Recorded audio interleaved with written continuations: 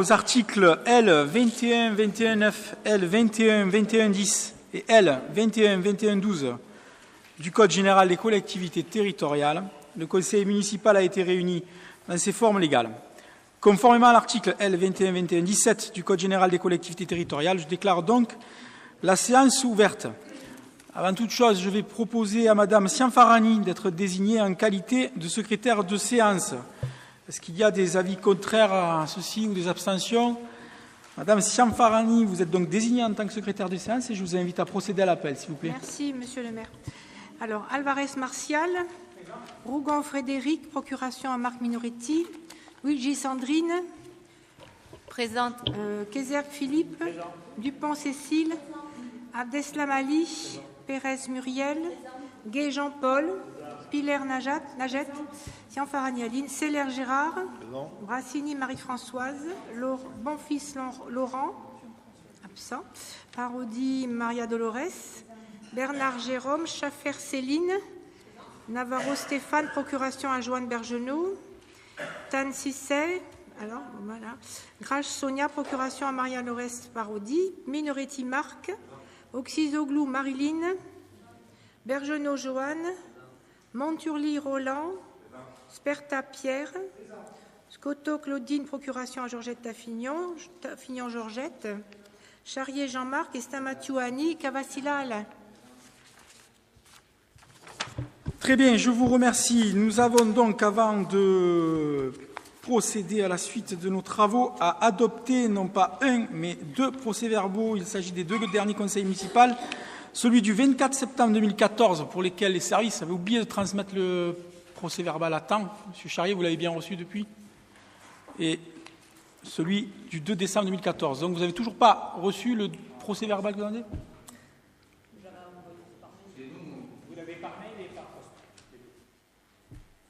Bien sûr. Monsieur le maire, honnêtement, si vous voulez, je vous invite à venir consulter mon ordinateur. Je n'ai pas reçu par mail les procès-verbaux concernés et mes collègues ni moi n'avons reçu aucun des deux documents. Donc, on ne veut pas alourdir le système, mais c'est vrai que c'est gênant, on n'a toujours pas reçu les documents. Je profite de l'occasion. Vous nous aviez également, lors du dernier conseil municipal, dit que nous ferions passer l'audit financier avec les éléments, et à ce jour, je n'ai rien reçu. Alors, j'incrimine personne, mais en tous les cas, ça serait bien qu'on puisse avoir les éléments dans les délais impartis. Alors écoutez, Monsieur Charrier, vous savez déjà que je suis un petit peu bousculé par les conditions de réunion de cette Assemblée, parce que les commissions ont été réunies beaucoup trop tard et que je présente à l'ensemble des élus ici présents toutes les plus plates excuses du maire, parce qu'il est important à mes yeux, et je l'ai souvent souligné, que les élus puissent avoir ce temps de travail. Et j'ai d'ores et déjà souligné à la directrice des services qu'il était plus que nécessaire de créer les conditions pour que les commissions soient réunies à temps, parce que je précise que nous avons ici, dans cette Assemblée, que ce soit dans la majorité ou dans l'opposition, des élus qui sont là pour accompagner la mission pour laquelle ils ont été désignés et mis en place, et qu'il est important que l'on puisse, nous élus, car la fonction d'élu n'est pas un métier, bien une fonction sur laquelle nous prenons sur notre temps personnel et sur notre temps professionnel, d'avoir le moyen de pouvoir procéder correctement à nos travaux et qu'on soit dans la mesure de rendre des comptes par la suite à la population. Alors, l'essentiel est préservé puisque la commission a pu se réunir. D'ailleurs, vous trouvez sur vos bureaux une modification d'une délibération suite aux travaux de ces commissions pour montrer ô combien elles sont importantes. Donc, je reprécise ici la volonté qui est la nôtre de travailler de cette manière-là. J'ai bien souvent trop souffert, en étant élu de l'opposition, du manque de commissions pour préparer les conseils municipaux, pour repréciser aujourd'hui, Madame la directrice, et je pense qu'il est important que vous entendiez ce que je dis, qu'à l'avenir, j'aimerais que je n'ai plus ce genre de remarques à formuler. Maintenant, en ce qui concerne, et là j'en suis encore un peu plus bousculé, parce que j'ai pris soin de vérifier l'envoi du mail quand même, parce que bon, Madame Aubert, qui s'en est chargée, a toute ma confiance, mais aussi l'envoi par courrier, je suis très étonné, mais très étonné, alors que c'est fait depuis bien longtemps que ni le courrier, ni le mail soient arrivés. Donc je vais déjà dire au service que demain matin, demain matin, je dis bien demain matin, vous allez me donner tous ces documents, je viendrai les remettre moi à main propre personnellement à un membre de l'opposition, comme ça je serai sûr que ça soit fait. Mais en effet, je pense qu'il faut qu'on travaille ensemble pour comprendre comment 6 élus de l'opposition ici présents avec une adresse postale bien personnelle ne reçoivent pas le document et pourquoi l'adresse mail de M. Charrier ne marche pas, quitte à peut-être bien vérifier avec une adresse de secours. Ouais. J'en ai 2 d'adresses mail.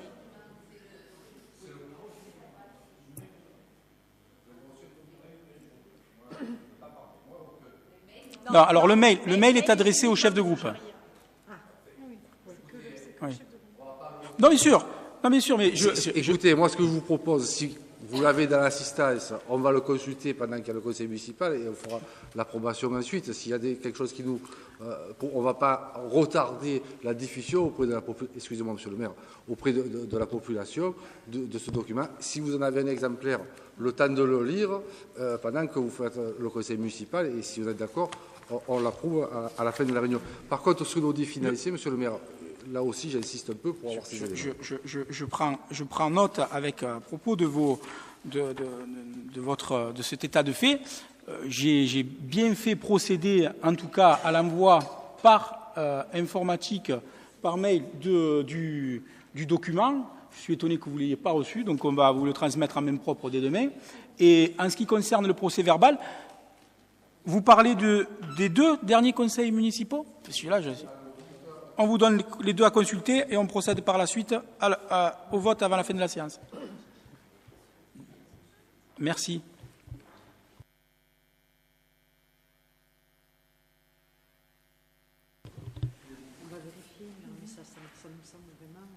En ce qui concerne les décisions que je dois vous lire ce soir, conformément aux délégations que vous m'avez accordées et aux articles 21, 22, 22 et 21, 22, 23 du Code général des collectivités territoriales, la décision 2014-185, autorisation de signature de la lettre de commande Quai Ouest, la décision 2014-186, il s'agit de la convention de partenariat avec l'ADAP 13 et le service jeunesse, la décision 2014-187, il s'agit d'une convention de mise à disposition du local Mécamarine aux associations MKBF Training et Team AFK. La décision 2014-188, il s'agit d'une convention de partenariat pour mise en place d'une permanence de médiation sociale à l'espace du citoyen par Espace Médiation. La décision 2014-189, il s'agit d'une convention de partenariat pour mise en place d'une permanence à l'espace du citoyen par Consommation, Logement et Cadre de Vie.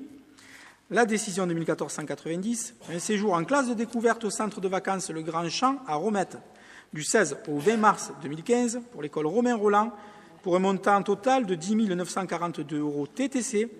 La décision 2014-191, c'est une convention de la salle de danse des femmes solidaires mise à disposition pour le lycée Henri Leroy pour décembre 2014 et janvier 2015. La décision 2014-192, une convention de mise à disposition des locaux rue Édouard Herriot pour le festival de la Camargue et du Delta du Rhône. La décision 2014-193 qui est annulée. La 2014-194, une convention pour le local au Port-Abri avec l'association des plaisanciers de la Grande Bouche, la célèbre PGB. La décision 195-196 sont annulées. La décision 197, il s'agit d'un bail d'occupation de logement communal pour M. Vincent Diévar, le responsable voile à la base nautique jusqu'au 30 avril 2015. La décision 2014-198, un bail d'occupation pour le logement communal pour M. Philippe Pourtout, qui est parti à la retraite. Donc, on a prolongé son bail d'occupation le temps qu'il trouve rapidement un autre logement. Il a cessé ses fonctions très récemment. On a prolongé donc jusqu'au 30 juin 2015. La 2014-199, convention de partenariat pour la mise en place d'un écrivain public à l'espace du citoyen par l'association Amélie du 1er janvier 2015 au 31 décembre 2015 pour un montant de 1 575 € TTC. La décision 2015-001, le renouvellement de la convention Ecopass, référence 40-409 avec la société Air Liquide France Industrie pour 5 ans, un montant de 790 € TTC par an. La 2015-02, convention d'objectifs de financement avec la CAF relative au dispositif d'aide spécifique rythme éducatif. La 2015-03, convention location d'un jardin d'agrément à M. Corfia, le long de sa propriété pour un montant de 460,80 € pour l'année 2015. La décision 2015-04, convention de gestion du domaine terrestre et maritime du Conservatoire du littoral, site des Thés de l'embouchure du Rhône. La décision 2015-05, exposition à l'espace Gérard Philippe intitulée « Résister en Pays d'Arles 1944-2014, du 9 au 20 mars 2015 ». La décision 06, convention Ville et Famille de Provence pour mise à disposition locale au 1 résidence Le Stade. La 07, convention de mise à disposition pour l'association Aptique et l'Union Taurine Paul Ricard de local au 1 résidence Le Stade. La décision 08, contrat d'assistance technique et maintenance pour le logiciel du pilote port pour un montant de 2132,40 € TTC. La 09, convention avec le CPIE pour des projets pédagogiques pour 5 classes primaires d'un montant de 5 000 €. La décision 10, contrat avec la société Hélice Provence pour l'entretien des textiles destinés à la cuisine centrale en 2015 pour un tarif mensuel de 1 231,58 €. La décision 11 est annulée. La 12 est une convention de partenariat projet Respire. La 13 et 14 sont annulées. La décision 15, convention d'objectifs et de financement avec la CAF des Bouches-du-Rhône concernant le multi-accueil Clara Zetkin des Petits Poussins. La décision 16, action quartier livre sur la commune. La 17, convention avec le cabinet vétérinaire Sabine Martin à Port-Saint-Louis pour prodiguer les soins nécessaires aux animaux trouvés blessés sur le domaine public communal. La 18, convention avec le cabinet vétérinaire ABC, analyse bovin conseil, représenté par le docteur Dumas à Port-Saint-Louis pour prodiguer les soins nécessaires aux animaux trouvés blessés sur le domaine public communal. La 19 est annulée. La 20, un contrat d'assurance avec Europe Assistance pour le séjour à Chaillol, du 23 au 28 février, pour un montant de 660,06 €. Et enfin, la 21, un contrat d'assurance avec cette même compagnie, Europe Assistance, pour le séjour à Barcelonnette, sur la même période, pour un montant de 590,58 € TTC. Vous avez pris le temps de consulter le PV ou on fera ça en fin de séance? C'est bien. Avant de passer à l'ordre du jour, je voulais, parce que il est un fait que, venant moi-même du mouvement sportif, associatif, beaucoup d'élus aussi ici présents ont un pied dans cette famille-là et que il s'est passé un drame pour lequel j'aimerais qu'on puisse prendre le temps d'avoir une pensée, notamment pour la navigatrice marseillaise Florence Artaud, la nageuse niçoise Camille Muffat et le boxeur Alexis Vastine, ainsi que l'ensemble des victimes, bien sûr, de ce terrible crash d'hélicoptère, car c'est un véritable déchirement dans le mouvement sportif olympique et français notamment, et la perte de véritables champions. Donc je voulais quand même avoir une pensée avant de démarrer nos travaux de ce conseil municipal. Pour être complet et avant de passer à l'ordre du jour, je voudrais aussi saluer l'arrivée et vous présenter. Il est derrière moi, Monsieur Thierry Roman, donc, qui a été recruté par la collectivité pour occuper le poste de directeur des ressources. J'espère que nous pourrons mener une riche collaboration. Nous vous attendions avec impatience, Monsieur Roman, parce qu'il y a beaucoup de travail à faire concernant les finances et que je veux prendre soin du personnel communal. Je compte sur votre travail. Merci beaucoup. Alors, on va passer enfin à l'ordre du jour et à la question 2015-01. Le rapporteur sera Madame Aline Sianfarani. Bonsoir à tous. Alors, il s'agit du transfert partiel de la compétence sport communautaire relatif au soutien aux équipes sportives aux communes membres à compter du 1er janvier 2015. Par délibération 242-14 du 23 juin 2014, le bureau syndical de Ouest-Provence a approuvé l'inventaire des équipements existants ou en voie de réalisation et des services attachés, ayant pour objet de définir les équipements et les services qui relèvent de la gestion de Ouest-Provence. Cet inventaire définit par grand domaine les équipements et les services concernés. Toutefois, l'action de Ouest-Provence ne se limitant pas aux seules activités de gestion d'équipements et de services, le bureau syndical, par délibération numéro 304-14 du 16 juillet 2014, est venu préciser l'étendue du champ de compétences de Ouest-Provence dans ces différents domaines. Ainsi, en ce qui concerne la compétence sport communautaire, sont considérés comme relevant de la compétence de Ouest-Provence, d'une part, la gestion des équipements portés à l'inventaire et des services qui y sont attachés, dont l'activité recouvre notamment une activité d'expertise et de logistique en matière d'animation sportive, et d'autre part, le soutien aux équipes sportives susceptibles d'être un vecteur fort d'identité communautaire est défini strictement par la liste ci-après. Équipe première masculine du club Istres Ouest-Provence Handball, le centre de formation sportive et le pôle sport associé. l'équipe première masculine du club FOS Ouest-Provence Basket et le centre de formation sportif associé, l'équipe première féminine du club Istres Ouest-Provence Volley et le centre de formation associé, et l'équipe première masculine de football club Istres Ouest-Provence et le centre de formation associé. La délibération 304-14 précise par ailleurs que le soutien aux équipes sportives précitées est encadré par une convention d'objectifs pluriannuels dans laquelle est défini le champ d'activité qui doit converger vers l'action Ouest-Provence dans ce domaine et dans le cadre de relations contractuelles en conformité avec la législation sur le sport et plus particulièrement le sport professionnel.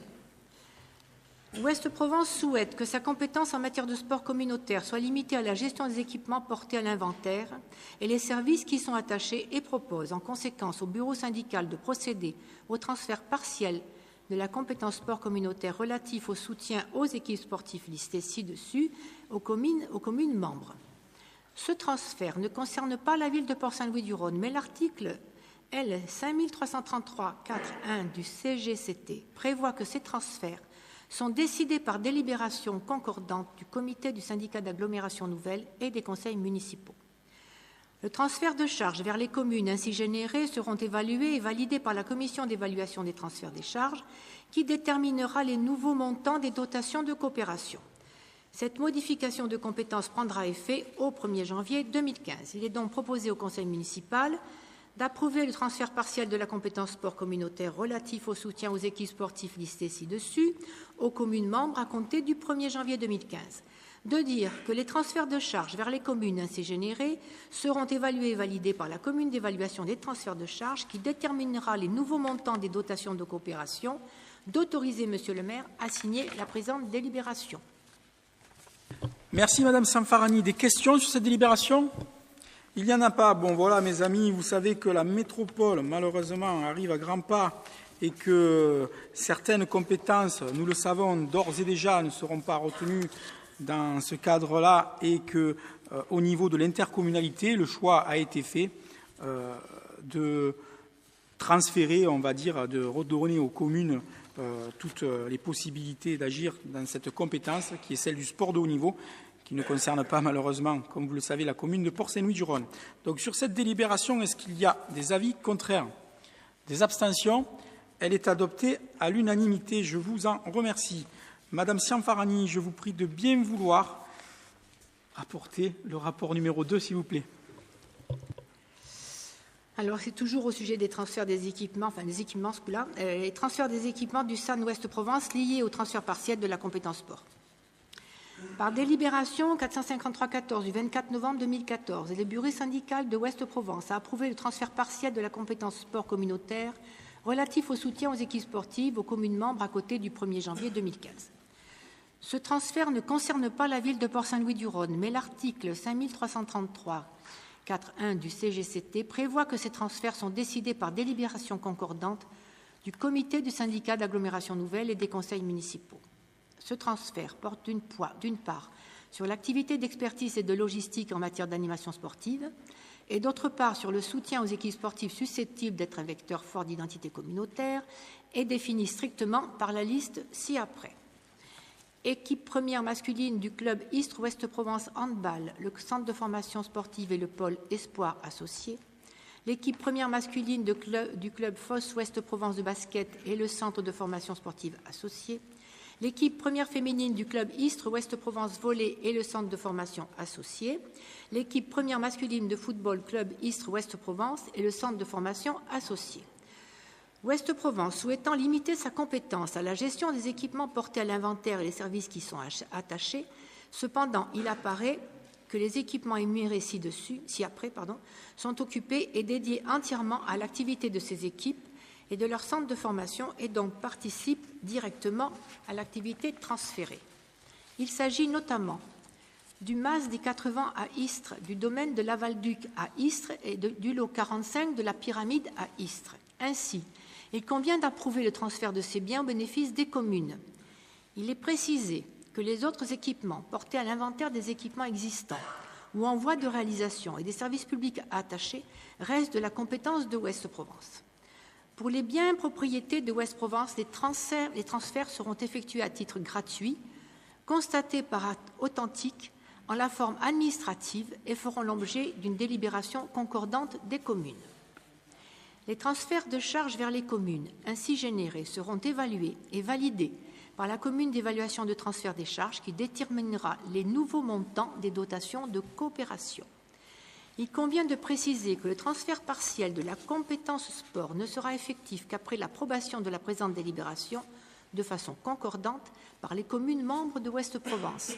Dès lors, la date du 1er janvier 2015 indiquée dans la délibération 453-14 ne peut être maintenue. Il est donc proposé au Conseil municipal de dire que ces transferts seront effectués à titre gratuit et constatés par acte authentique en la forme administrative par délibération concordante des communes, de dire que les transferts de charges vers les communes ainsi générés seront évalués et validés par la commune d'évaluation de transfert des charges qui déterminera les nouveaux montants des dotations de coopération.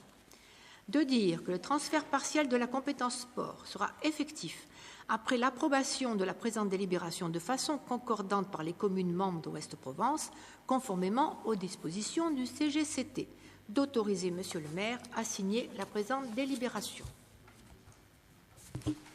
Merci, Madame Cianfarani. Pour ce rapport, des questions? Il n'y en a pas. Bon, vous comprenez, c'est la suite logique de la délibération précédente. Donc, je vais la soumettre à votre approbation. Y a-t-il des avis contraires? Des abstentions? Il n'y en a pas non plus. Adopté à l'unanimité. Pour le rapport numéro 3, en ce qui concerne le transfert de l'enveloppe spécifique de la cohésion sociale, Monsieur Philippe Kézergue. Merci, Monsieur le maire. Mes chers collègues, par délibération 40-11 du 19 décembre 2011, le comité syndical de Ouest-Provence, dans le cadre de sa compétence cohésion sociale et politique de la ville, a approuvé le principe d'une enveloppe financière spécifique de cohésion sociale de 210 000 euros, qui était répartie sur les 3 villes d'intercommunalité couvertes par un contrat urbain de cohésion sociale. Celle-ci avait pour objectif d'apporter en priorité un soutien particulier aux projets portés par les associations qui développent des actions innovantes et impliquant les publics les plus en difficulté. Elle permettait ainsi de donner suite à des projets intéressants pour les populations des quartiers prioritaires. Une clé de répartition avait été définie comme suit. Pour les projets initiés sur la commune de Miramas, 113 000 euros. Pour les projets initiés sur la commune de Port-Saint-Louis-du-Rhône, 47 000 euros. Et pour les projets initiés sur la commune d'Istres, 50 000 euros. Consécutivement à la loi 2014-173 du 21 février 2014, dite loi de programmation pour la ville et de cohésion urbaine, les contrats de ville ont émergé en lieu et place des CUCS. En sa qualité d'établissement public de coopération intercommunale à fiscalité propre, Ouest-Provence est, depuis lors, chargé du diagnostic et de la définition des orientations des contrats de ville, ainsi que leur animation et coordination. La délibération du 16 juillet 2014, dite de définition de compétences de gestion de l'intercommunalité, reprend par ailleurs les missions de Ouest-Provence en la matière. La loi précitée organise donc une nouvelle répartition des actions entre les communes et l'intercommunalité, puisque les actions de Ouest-Provence en la matière sont définies et limitées à celles obtenues dans les contrats de ville. Toutefois, certains projets portés par des associations développant des actions innovantes et impliquant les publics les plus en difficulté pourront ne pas être intégrés dans les contrats de ville, d'autant qu'une nouvelle délimitation des quartiers couverts par ce dispositif a été définie.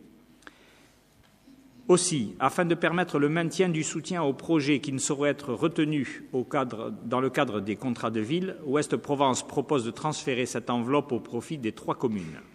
Le transfert des charges vers les communes ainsi généré sera évalué et validé par la commission d'évaluation des transferts de charges.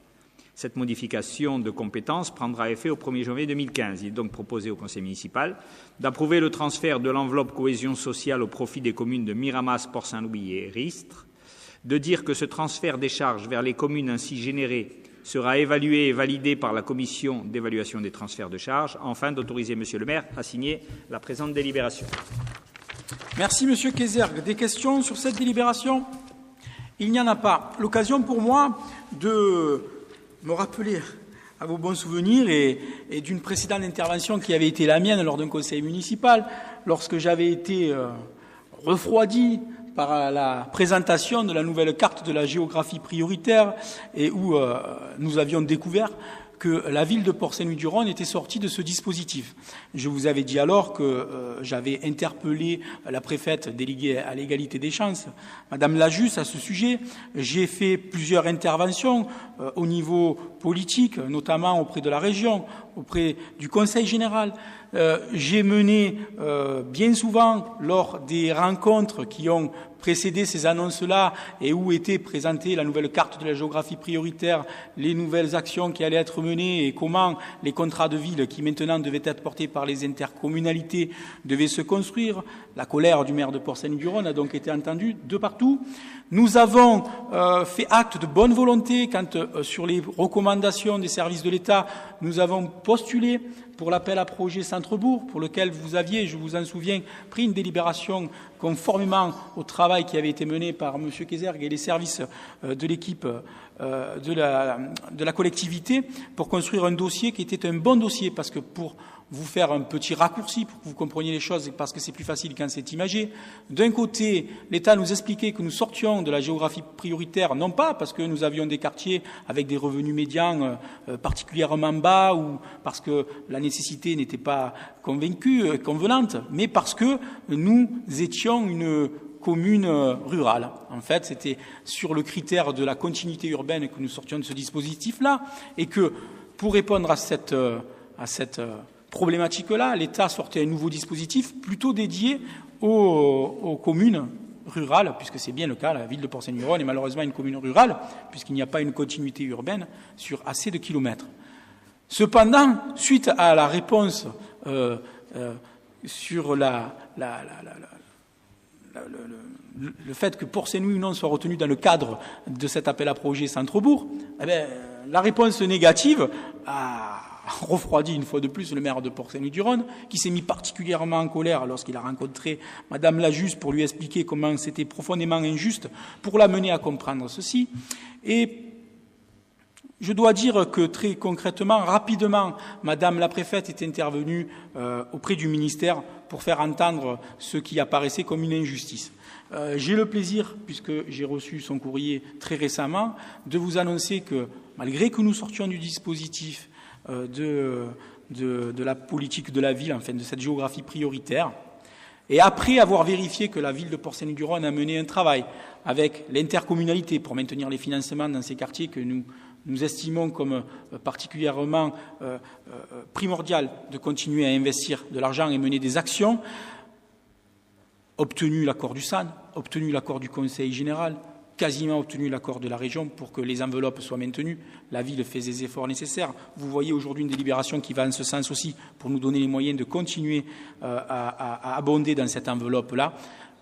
L'État, finalement, a considéré qu'on maintient la ville de Port-Saint-Louis-du-Rhône dans le système de territoire de veille, mais contrairement à ce qui aurait dû se faire normalement, c'est-à-dire le fait qu'il n'y ait pas d'enveloppe financière, l'État a décidé de maintenir l'enveloppe financière comme si nous étions restés dans ce système-là. Bien sûr, avec les nouvelles clés de répartition, parce que, vous le savez, vous vous en doutez bien, cette réforme de la géographie prioritaire avait un but évident, c'était de rendre l'action plus pertinente, mais aussi de gagner, à mon avis, et c'était la première raison, un petit peu de moyens et de pouvoir et faire des économies. Donc, toutes les villes, que ce soit Miramas ou Istres, du SAN, qui sont concernées par cette réforme-là, voient l'enveloppe de l'État diminuer, mais ça, on y est habitué depuis bien longtemps.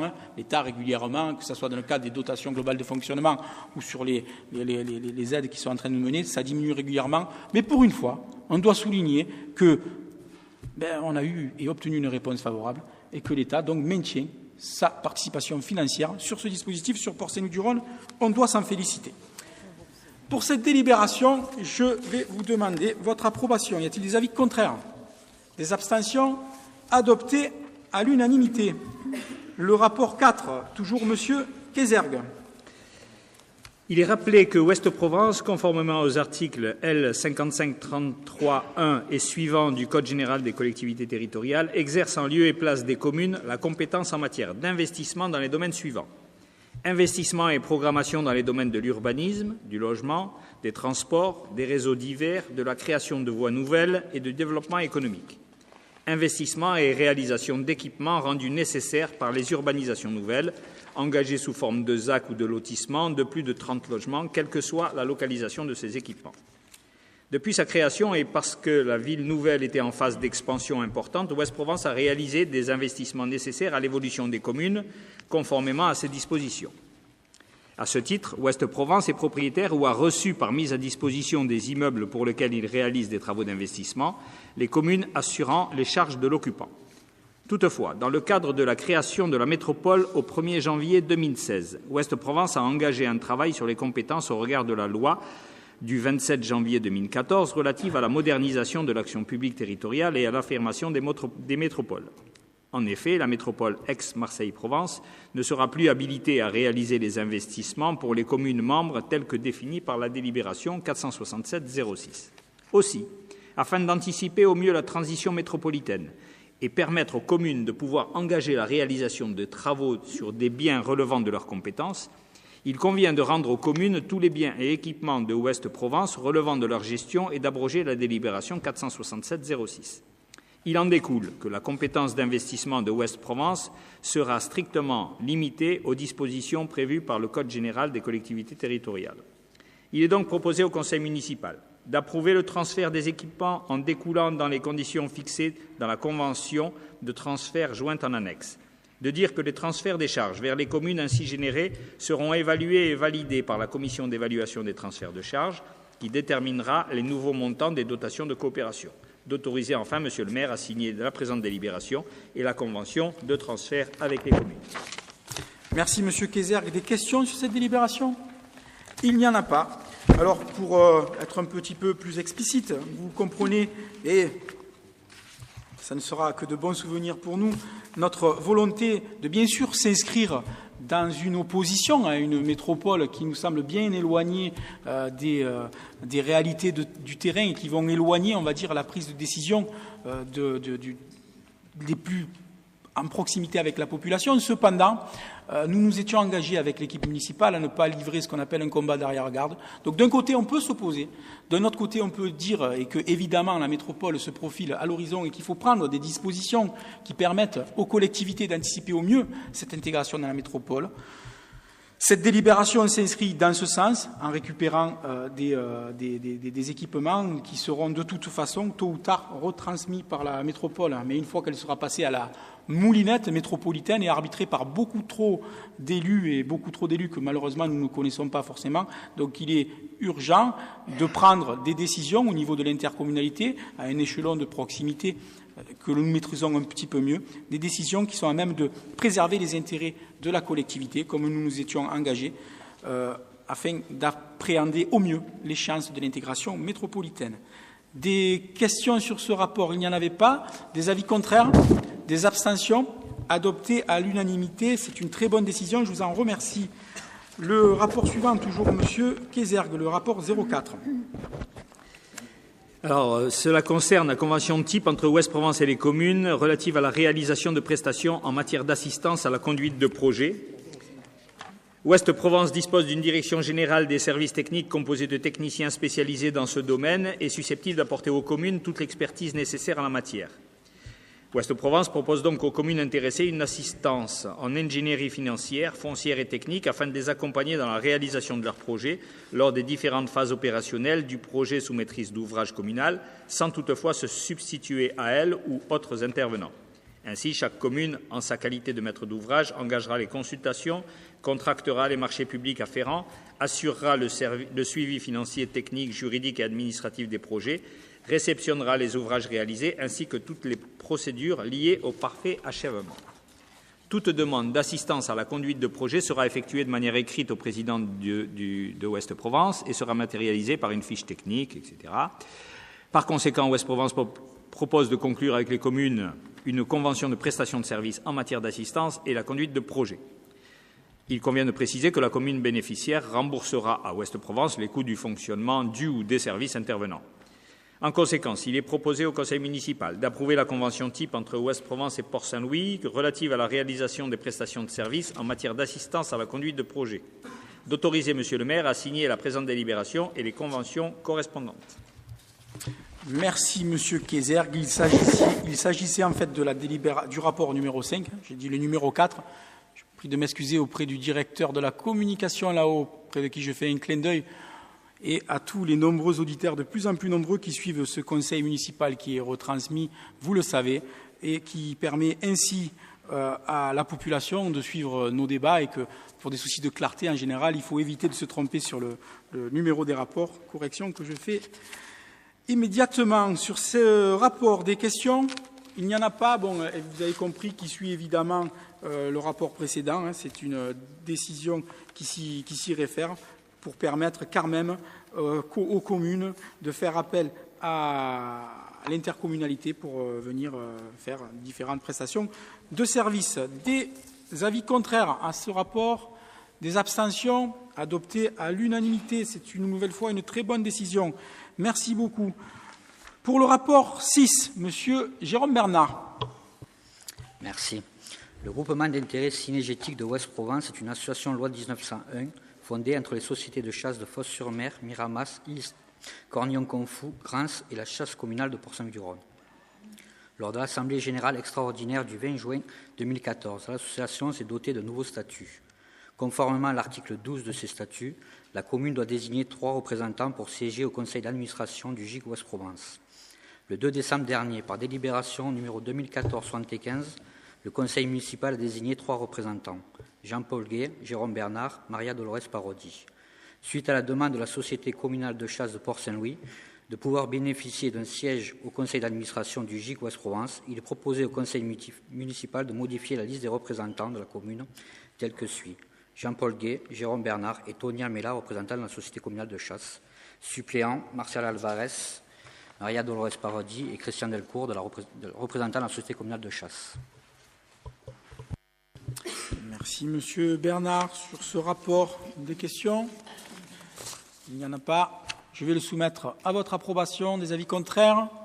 Des abstentions? Adopté à l'unanimité. Je vous en remercie. Le rapport suivant, numéro 7, il s'agit de la modification du tableau des effectifs. Conformément à l'article 34 de la loi 84-53 du 9 janvier 1984 modifiée portant une disposition statutaire relative à la fonction publique territoriale, les emplois des collectivités sont créés par l'organe délibérant. Il nous appartient donc de fixer l'effectif des emplois à temps complet et temps non complet nécessaires au fonctionnement d'un service, afin de permettre la nomination d'un agent ayant réussi l'examen professionnel d'adjoint technique de première classe. Il convient de procéder à la création du poste correspondant. Ainsi, un poste d'attaché principal pour permettre la nomination au grade d'un agent. Et enfin, suite à la réorganisation du service, il convient de créer un poste d'attaché principal afin de pourvoir le poste de directeur de la séance. Je vous demande donc de bien vouloir obtenir la création des postes suivants, c'est-à-dire un adjoint de première classe et de 2 attachés principaux, ainsi que d'appuyer le tableau indicatif des emplois que vous pouvez voir en annexe.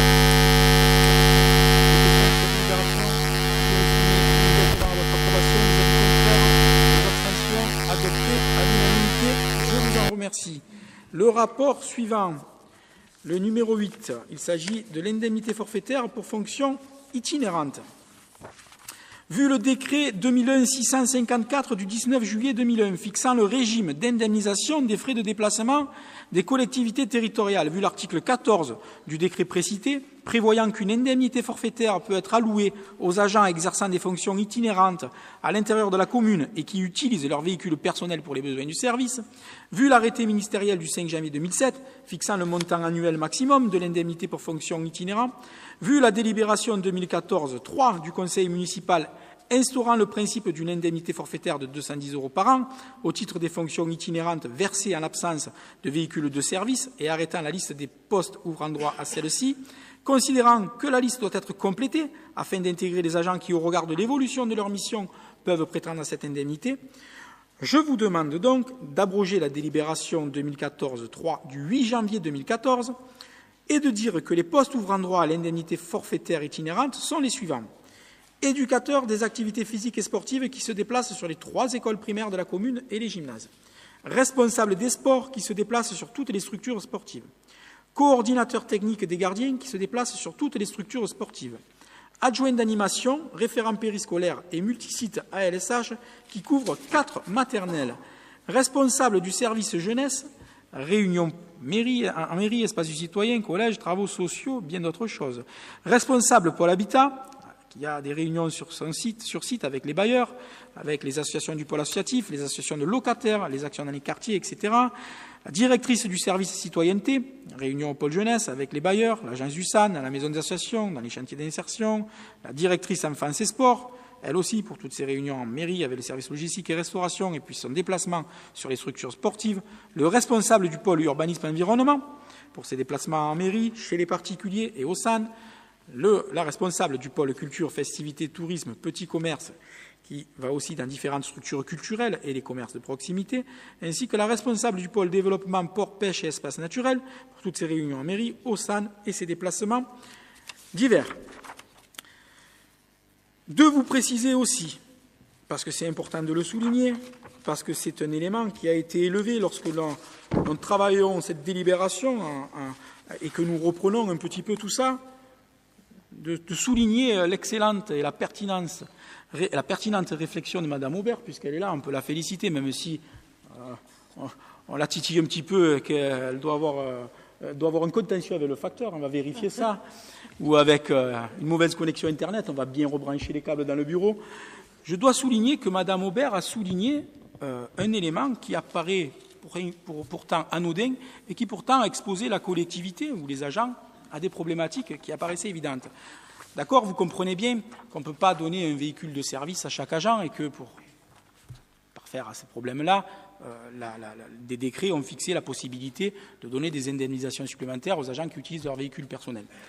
Pour autant, il y a un problème d'assurance qui n'a jamais été pris en compte. Et donc, il est important, suite à la remarque de Mme Aubert, qui nous a signalé, mais comment ça se passe si jamais il y a un accident?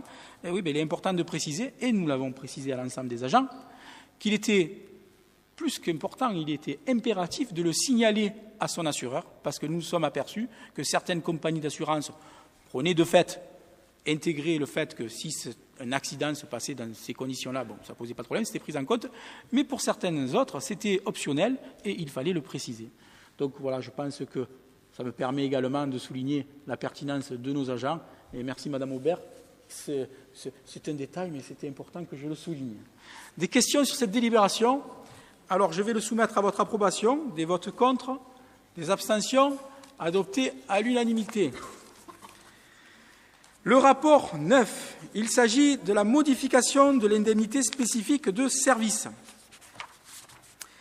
Suite au décret 2014-04 du 26 novembre 2014, modifiant le décret 2003-799 du 25 août 2003, relatif à l'indemnité spécifique de service, le coefficient de grade entrant dans le calcul de l'indemnité spécifique de service applicable aux techniciens territoriaux est modifié. Je tiens à préciser que la collectivité n'a pas d'agent sur ce grade à ce jour. Mais toutefois, c'est impératif et une question d'obligation, ce tableau doit être mis à jour. Donc, cette indemnité peut être versée aux agents des cadres d'emploi de technicien territorial et ingénieur territorial. Elle est attribuée dans la limite du taux de base annuel qui est fixé à 361,90 €, sauf pour les ingénieurs en chef de classe exceptionnelle, où là le montant est de 357,22 €, affecté au coefficient prévu pour chaque grade et du coefficient géographique, le coefficient pour les Bouches-du-Rhône étant de 1, dans la limite du crédit global par grade et d'un coefficient de modulation individuelle minimum de 0 et maximum de 1,10 pour les techniciens, 1,15 pour les ingénieurs, 1,225 pour les ingénieurs principaux et en chef de classe normale, 1,33 pour les ingénieurs en chef de classe exceptionnelle. Je vois comme moi que vous avez tout compris. Elle sera fixée en fonction des critères d'attribution inchangés suivant le grade détenu, le niveau de responsabilité et les contraintes horaires, travail les dimanches et jours fériés. Donc je vous demande donc de procéder à la modification de l'ISS, cette indemnité spécifique de service, conformément au tableau que vous trouvez en annexe, dans l'éventualité, vous l'avez bien compris, le montant de l'attribution individuelle d'un agent s'en retrouvait... Ah non, c'est pas ça exactement. C'est dans l'éventualité où le montant de l'attribution individuelle d'un agent se trouvait diminué, parce que ça peut exister, il faut penser à tout. Du fait de l'application de cette nouvelle réglementation, son montant indemnitaire antérieur lui sera maintenue en application de l'article 88 de la loi du 84-53 du 26 janvier 1984. Donc on va dire que ça préserve les avantages et les intérêts de l'ensemble des agences, c'est ce qu'il faut retenir. Ces indemnités seront donc versées mensuellement, les crédits correspondants seront ouverts au budget. Donc je vous prie donc de bien vouloir modifier cette indemnité. Des questions sur cette délibération? Allez, on la soumet au vote. Des abstentions, des votes contre, adoptés à l'unanimité. Le rapport 10, ce sera M. Abdesselam. Merci, Monsieur le maire. Bonsoir à toutes et à tous.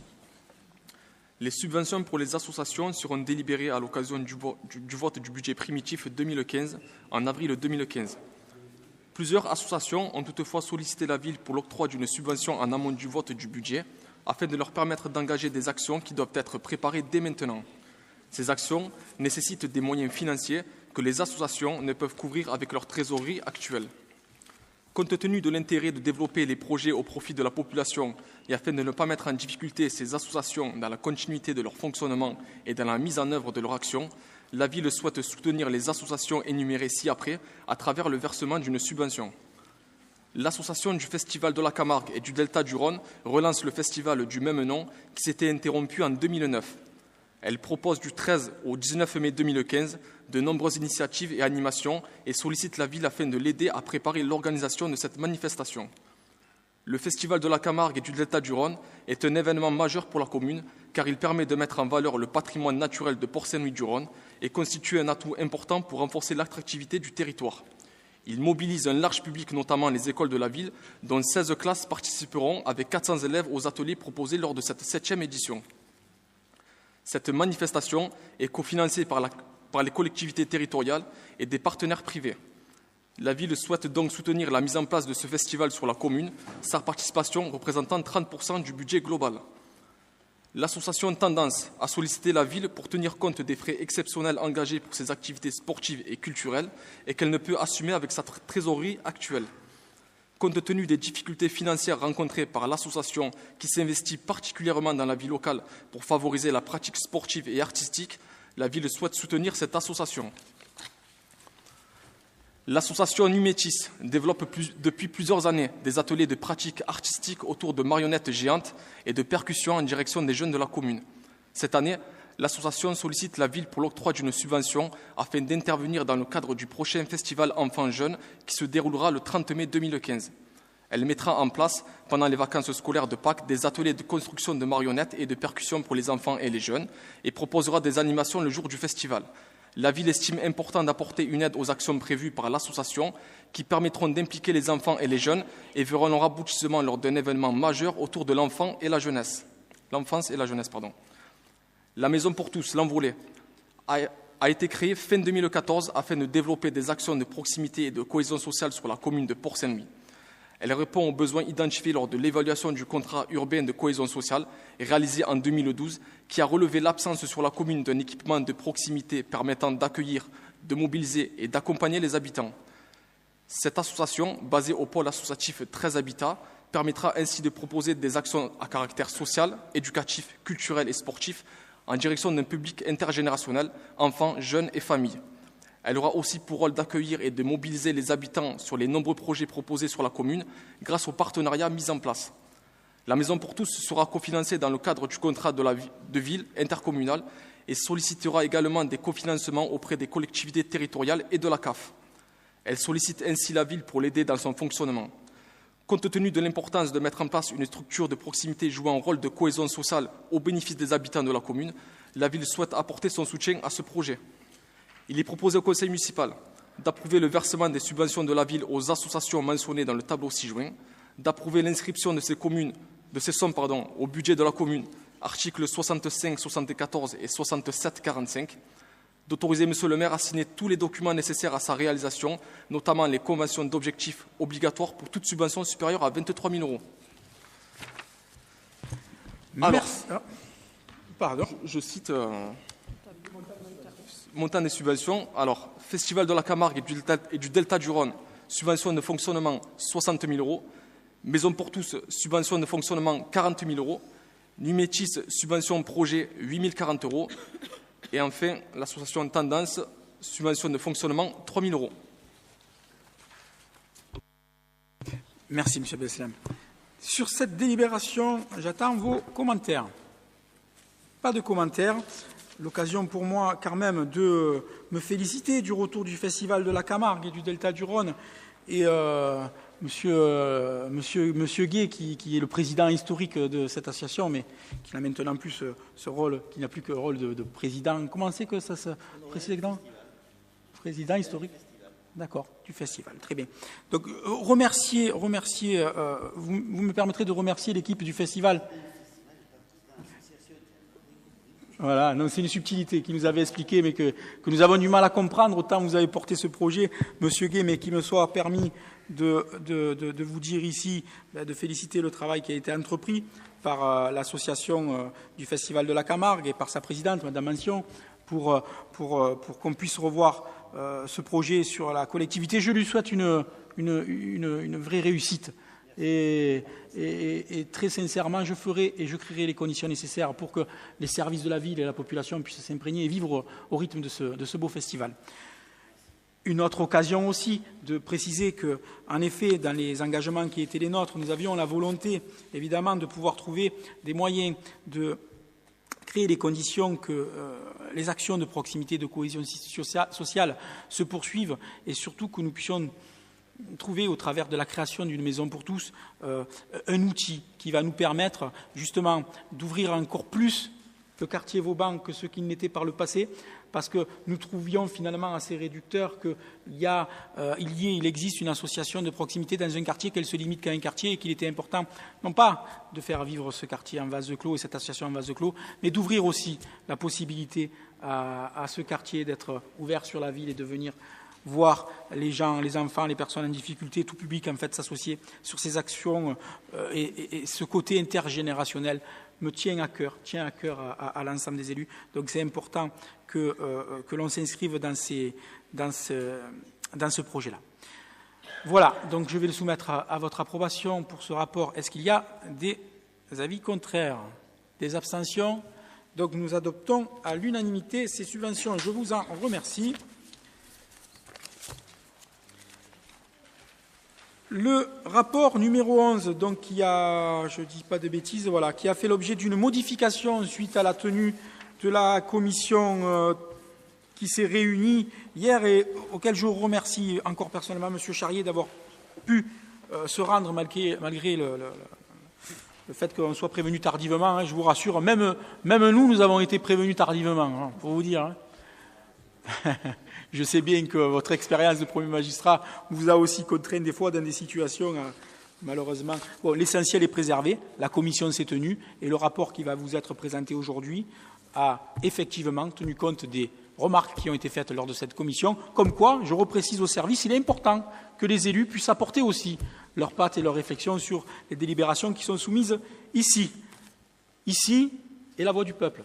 Et la voix du peuple est souveraine. Alors, je vais demander à Mme Piller de vouloir bien rapporter ce rapport. Merci beaucoup. Merci, Monsieur le maire. Bonsoir à toutes et à tous. Donc, conformément aux articles R 512-2 et suivants et R 515-26-4 du Code de l'environnement, le Conseil municipal doit donner son avis sur les demandes d'exploitation d'installations classées pour l'environnement. Par arrêté numéro 2014-291-A, pris en date du 6 janvier 2015, le préfet des Bouches-du-Rhône ouvre l'enquête publique concernant la demande formulée par la société Jean Lefebvre Méditerranée afin d'être autorisé à étendre sa plateforme multimodale de transit et de traitement des matériaux de construction située sur la commune de Fos-sur-Mer. Considérant que la zone Caban Sud située dans la zone industrielle portuaire de Fos est compatible avec l'activité proposée, considérant que la société réduit l'impact écologique de ses produits en les transformant sur place, considérant que la société utilise très largement le transport maritime, fluvial et ferroviaire et qu'elle s'engage dans les réseaux de fonctionnement plus propres, il est proposé au Conseil municipal d'émettre un avis favorable à la demande formulée par la société Jean Lefebvre Méditerranée, sous réserve, d'une part, du respect des règles de sécurité et de protection contre les pollutions accidentelles décrites dans le dossier d'enquête publique, D'autre part, de la continuité de son engagement à favoriser le trafic maritime, fluvial et ferroviaire dans le cadre de ses activités, répondant aux exigences du plan climat-énergie-territoire et ainsi satisfaire la volonté de notre population de voir limiter le trafic routier. Merci beaucoup. Voilà ce dernier paragraphe qui a été modifié et qui répond, j'espère, à l'esprit qu'a voulu donner la Commission suite à cet avis sur enquête publique. Je le soumets à des commentaires. Il n'y a pas de commentaires. Je vais donc le soumettre à votre approbation. Y a-t-il des avis contraires? Des abstentions? L'unanimité? Eh bien, c'est le grand chelem. Hein. Je me félicite de nos travaux et de vérifier que l'ensemble des rapports ont été adoptés à l'unanimité. C'est une mesure. L'occasion pour moi de vous dire d'ores et déjà que d'autres échéances vous attendent avec le débat d'orientation budgétaire et le vote du budget, où je pense, M. Charrier, que là, peut-être, on aura un peu moins... On va essayer de se donner les moyens de créer encore les conditions de l'unanimité, mais vous pouvez déjà noter que le 7 avril aura lieu le débat d'orientation budgétaire et le 14, le vote du budget. De préciser également, on a les horaires, on les a fixés, ça sera les mêmes 18h30 pour les deux, pour le premier. Ouais, c'est ça. Donc, je le dis, même si je ne vous ai pas envoyé les courriers de manière officielle, mais parce qu'entre nous, on peut se dire des choses aussi. A priori, le 7 avril, ce sera 18h30 et le 14, 18h. Les travaux dureront un petit peu plus longtemps. De préciser également, parce que même si les médias s'en font un petit peu, pas souvent les relais, il y a des échéances électorales qui sont très proches. Donc, j'invite la population à prendre en compte que nous allons élire dans très peu de temps nos conseillers départementaux, nouvelle formule. Monsieur Charrier, conseiller général à un titre à Port-Saint-Louis-du-Rhône, le sait bien. Donc, j'invite la population à prendre la mesure de cette échéance-là. Et puis, je constate, puisque dans le public, les candidats sont là, qu'on vient s'intéresser un petit peu à l'avenir de notre belle commune. Monsieur Charrier, vous vouliez dire quelque chose? Non, juste vous rappeler, Monsieur le maire, qu'il faut voter l'approbation des 2 procès-verbaux. C'est ce que me disaient mes services, ils étaient pendus, ils me faisaient PV. Alors je croyais il fallait que je fasse encore sauter des PV, donc je précise, parce que je vois aussi dans le public Monsieur Catania, notre adjudant-chef de la gendarmerie, que malheureusement le maire n'a pas la possibilité de faire sauter tous les PV, même si souvent on vient m'interpeller. En ce qui concerne les 2 précédents PV du conseil municipal, donc c'était du 2 décembre, du 23 septembre, je le soumets pour le 23 septembre, votre approbation. Appelle-t-il des commentaires? Des votes contre? Des abstentions? À l'unanimité? On n'était pas encore près du grand chelem. Et pour le 2 décembre, contre, abstention, adopté à l'unanimité. Je vous en remercie, mesdames et messieurs, chers collègues. Je vous souhaite une bonne soirée et je déclare clos la séance et ne partez pas afin que vous puissiez signer ces documents. Merci beaucoup.